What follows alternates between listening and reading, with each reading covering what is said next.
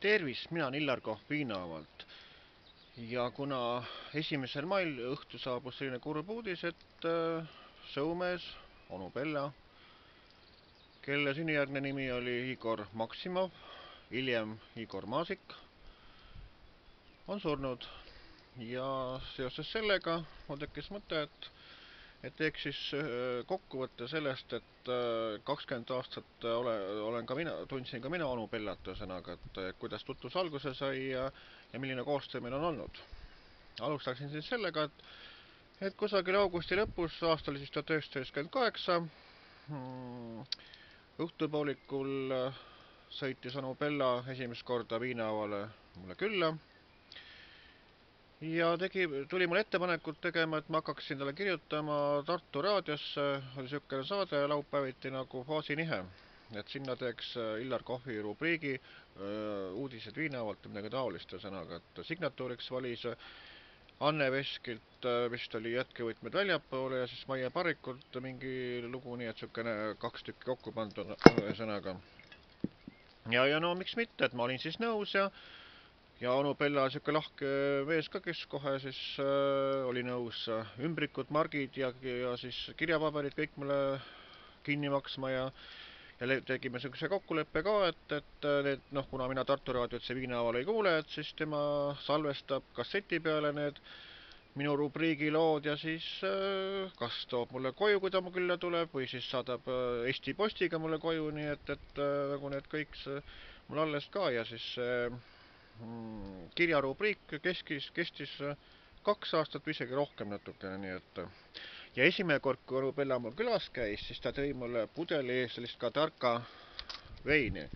et Baron Illar Kohv pani siia peale sõnaga ja siis siin teisel pool on kirjas siis, et loomingulisi kordaminekuid soovides onu Bella ja siis on kuupäev ka, nii et loodan, et see on nagu näha siin. Nii. Ja siis oli selline asi, et kui see Tartu raadioga see koostöö nagu lõppes, siis mingi aeg oli vahet ja siis ta läks Põlva raadiosse, Marta läks nagu siis saatejuhiks ja seal vist oli laupäeva õhtuti vist oli või pühapäeval, et igastahes nädalalõpul ühel päeval oli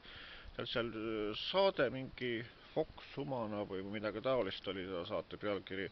Ja siis samamoodi, et tellis minult nagu sellist kaastööd sõnaga ja ma olin jällegi nõus sõnaga, et ma saatsin siis jällegi panin iga nädal kirjaposti sinna ja siis ta vist salvestas mulle ka neid kirju seal. Ja siis peale nende värkide isegi ta tegi mulle ettepanekuid, et tema juhitavates kavades nagu kaasa tegema hakata, ühesõnaga, et ma ju luuletasin ühesõnaga, et ja näiteks üks üritus oli Tartu raadio üks jõulupidu oli, kus ta eelnevalt siis kõik Tartu raadio saatejuhtide nimed saatis mulle ära ühesõnaga ja siis ma tegin niisuguse luuletuse, et panin kõik need saatejuhid nagu siis nimeliselt luuletused, et iga inimesel tegin siis mingisuguse natuke riimiga läheb, et midagi. Nii, siis oli, kuna ta on olnud suur loomaarmastaja terve elus, et siis ta oli ka vist Tartu loomakliinikas Varmaks oli üks osaline või midagi, nii et ühesõnaga, et ta juhtis jälle sellist üritust, kui Varmaks oli 10-aastane sünnipäev, tänase seisuga ma ei teagi, kui vana see Varmaks on, aga siis ta sai 10-aastaseks ja siis kutsuti mind seal luuletama. Nii et siis käisin seal. Ja siis ja siis tähendab oli veel niimoodi, et ka Marko Kiljakul oli sünnipäev, nii et Marko Kiljaku sünnipäeval käisin ka nagu luuletamas sõnaga. Ja siis kõige meeldejääm oli muidugi see, et Türi Veskisillal pidas Komaraadio oma mingit sünnipäeva, ma ei tea, kui vanaks ta sai tol korral, aga siis oli niimoodi, et onu Bella tegi mulle ettepaneku, et kas ma oleksin nõus ühes huvitavas numbris osalema, ja siis oli jälle kokku lepitud ka selle Arnold Toksmaaga, et Toksmaa oleks ka selles numbris ühesõnaga. Ja siis rääkis eelnevalt selle asja kõik ära, et mis selle selle numbri sisu nagu on ja siis natukene kummaline ta tundus olema, aga ma ütlesin, et elus saab ka läbi teha, et miks pärast, mis mitte, nalja teha natukene. ja siis oligi nii, et oli selle laulu pealkirjast oli Moodne pulm, midagi taolist ühesõnaga, nii et mina olin siis nagu Peigmäe rollis ja Arnold Toksmaa oli nagu siis Pruudi rollis, nii et seal lava peal sai see show number nagu siis ära tehtud ühesõnaga ja noh, siis rahvast oli seal hulga, aga pärast oli niisugune asi, et kohalikud noored vist ei saanud selle show'st õieti aru, nii et nad tulid, noh, see onu Pellase tiimibuss oli meil seal lava taga ja seal bussi juures oli siis ka puuriit ühesõnaga, nii et need noormehed, paar noormeest olid ikka nii kelle väge täis kohe, et tahtsid puualuga oksma lastu pead panna, aga siis ma läksin nagu vahele, kutsusin turvamehed ja nii see asi nagu siis sai ära klaaritud. Ja siis oli meil sellised seigad, et kuna onu Pella oli ka selle Tartu asuva see Alo TV-s oli saatejuht, saateid tegi ühesõnaga ja siis ta käis mul igal jaanipäeval ja igal jõulutäev käis mul külas jälle noh,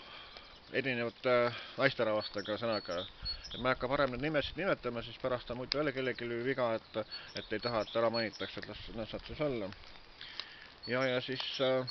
noh, ütlen, et üks viimastest oli Sirje nimeline, kellega ta Viinaval käis ja siis nad tegid sellise filmi, panid kokku minuks nagu, et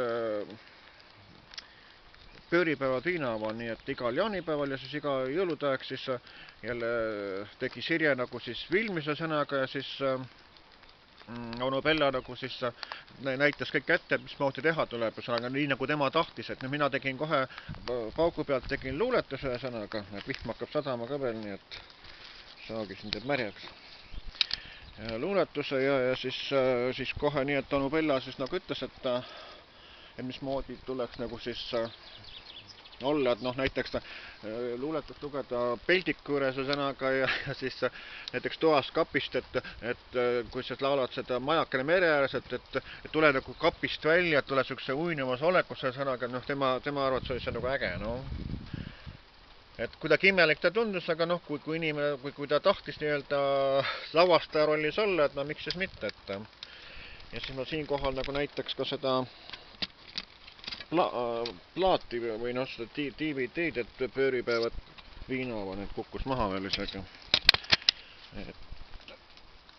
Et see on peaaegu pooletunnine film ühesõnaga. Nii et see selline film sai tehtud ja Alo TV-s oli ta nagu siis eetris ka. Aga mul see DVD on olemas, nii et nüüd ma tahaks ka entusest televisioonile seda kuidagi saata, nii et ka nemad saavad näidata. Ja veel mõned kaks põnevat asja oli, et üks oli see, et onu Pella soovis mulle tuua ühte koduta kassi, ühesõnaga, et musta värvi oli ja siis mina olin nagu alguses nagu vastu sellele, et noh, minul oma kass on olemas, et mitut kassi ma ei taha, aga siis ma leppisin ühe Rätsepa külas elava meesterahvaga kokku, et temal kassi olnud, et kuule, et äkki võtaksid selle kassi ära, et no Pella toob, siis mees ütles, et no jaa küll, las ta siis toob peale. Ja siis olin nõus, siis Pellal oli hea meel, siis tõi kassi, viisime sinna mehe juurde ära ühesõnaga, siis hiljem, kui ta külas käis, ta tõi igasugust kassi krõpse, igasugust toite suure kotiga, viis veel nii-öelda kassile veel tagant järgi, et süüa saab, aga noh, mingi ta oli, aga siis kadus kass ära, et ma ei tea, mis sellest kassist sai. Ja siis üks naljakas lugu, mis veel oli meenutada, on see, et siis kui jaanipäeva paiku nad tulid mul külla Sirjega ja siis oli Sirjel oli veel tütarliki või jah, lapsligi ühesõnaga. Ja siis ma tahtsin neid viia Jaagusaarte, kus seal Maarja nagu perenaiseks on. Aga see oli vihmane ilm. Ja siis noh, Jaagusaarte on ju siis sealt, ütleme, pikk maa jalgsi minna üle põllu, et ma ei tea, kuskilt kilomeeter või noh, mõõtnud seda maad ei ole, kui pikk see on, aga noh, ja aga siis naljakas oli see, et kui me läksime juba auto just ära ja siis 10 sammu vastu ja ma ütlesin, et noh, kas juba kohal. Ma ütlesin, et ei, veel natukene, no kui kaugel veel ja siis lõpuks oli nii, et ma jäin natuke vait kohe, mõtlesin, et ma ei julge rohkem öelda, et muidu veel pöörab otsa ringi, ühesõnaga, et ei saagi nagu siis teda sinna Jaagusaarte viidud. Aga noh, lõpuks ikkagi jõudsime kohale, sest oli natukene siukse, noh, tusasem aega küll, et nii kaugele ja märg ja kõik, aga siis polnud midagi, siis seltskond oli hea ja siis pärast kuskil tund-poolteist me seal istusime siis, nii et siis Maarjas sõber Tiit sõidutas meid mootorpaadiga siis mööda jõge siis nagu see Pelle autot tagasi, nii et siis tagasi jalgs ei pidanud nagu olema. Aga muidu head mälestused oli nii Pellal kui ka Maarjal oli, et see oli niisugune lõbusam seik ja seda võib öelda, et alati, kui see Pelle mul külas käis, siis alati ta tõi mulle külakosti, nii et ta käis näiteks Tori kauplusest läbi, noh Tori kauplus nüüd on alates eilsest on ta remondist, tehakse juurde ehitust, aga siis, kui ta oli avatud ühesõnaga, ja siis noh, alati ta midagi tõi, nii et kunagi ta tühja kätega ei toonud ja ta ütleski kohe konkreetselt, et tema kunagi kuskil külla tühja käega ei lähe. Ja lisaks selle, et ta mul ka kauplus midagi tõi, ostis asju, siis ta tõi sealt Tartust, ta mul kodust mulle vana värviteleviisori ja kõlarid ja võimendused ja noh, siuksed asjad tõi nagu kõik ära, ühesõnaga, et sai nüüd kasutada, ühesõnaga jah. Ja viimane kohtumine oligi siis, et nüüd ta ei ole olnud viimasel ajal aastat mul külas käinud, noh sellest saadik, kui oli nagu kuulda, et see raskest haigust, mis tal on, et sellest aeg midagi suhtlunudki. Aga siis see pööripäev Matviinaaval selle filmi tegi ära ja siis sellega nagu meie see suhtlus nagu lõppeski ja noh, kui nii võtta, siis see film jääbki nagu mälestusfilmiks, ühesõnaga, et kus näeb nii teda kui mind seal pealt ja noh, samas ma pean ütlema, et noh, ega ma onu Fella fänn ei ole nagu kunagi olnud, eks ole, et isegi kunagi, kui ta laulma hakkas, ütles need robusisuga laulud, et mul hakkas isegi vastu need laulud. Aga me olime nagu sellised koostööpartnerid, noh, selles mõttes koostööpartnerid, et noh,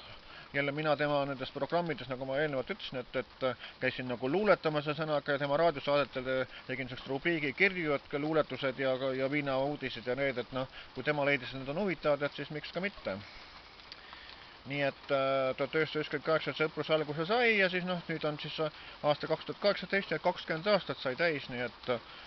kes seda oleks 20 aastat tagasi teadnud, et 56-aastasena